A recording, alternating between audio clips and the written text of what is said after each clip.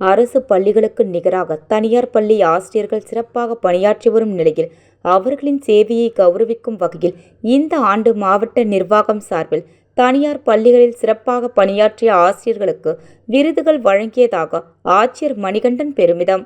புதுச்சேரி மாநிலத்தில் ஒரு பெண் முதலமைச்சர் வரும் வகையில் ஆசிரியர்கள் மாணவர்களில் நல்ல தலைவர்களையும் உருவாக்க வேண்டுமென ஆட்சியர் மணிகண்டன் பேசினார்.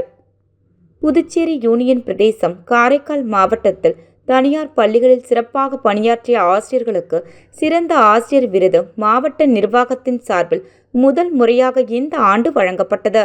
நிர்மலா ராணி அரசு உதவி பெறும் பெண்கள் மேல்நிலைப்பள்ளி அரங்கில் நடைபெற்ற விழாவில் மாவட்ட ஆட்சியர் மணிகண்டன் தனியார் பள்ளியில் சிறப்பாக பணியாற்றி தேர்வு செய்யப்பட்ட ஆசிரியர்களுக்கு மாவட்ட நிர்வாகம் சார்பில் விருதுகளை வழங்கினார். நிகழ்ச்சியில் மாவட்ட முதன்மை கல்வி அதிகாரியும் உயர்கல்வி துணை இயக்குநருமான விஜய மோகனா கலந்து கொண்டார்.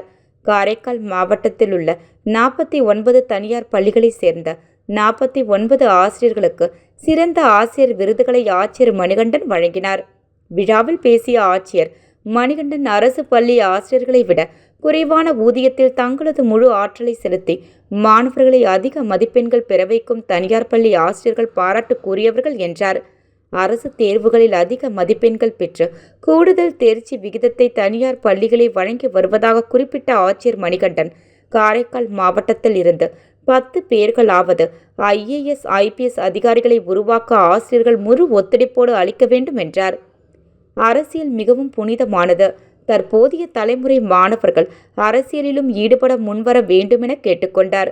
புதுச்சேரி மாநிலத்தில் இதுவரை ஒரு பெண் முதலமைச்சர் வந்ததில்லை எனவும் வரும் காலங்களில் மத்திய அரசின் சட்டப்படி புதுச்சேரி சட்டமன்றத்தில் 1/3 பங்கு பெண் சட்டமன்ற உறுப்பினர்கள் இடம்பெறும் நிலையில் ஒரு பெண் முதலமைச்சர் புதுச்சேரி மாநிலத்தில் உருவாக வேண்டுமென தனது ஆவலை தெரிவித்தார்.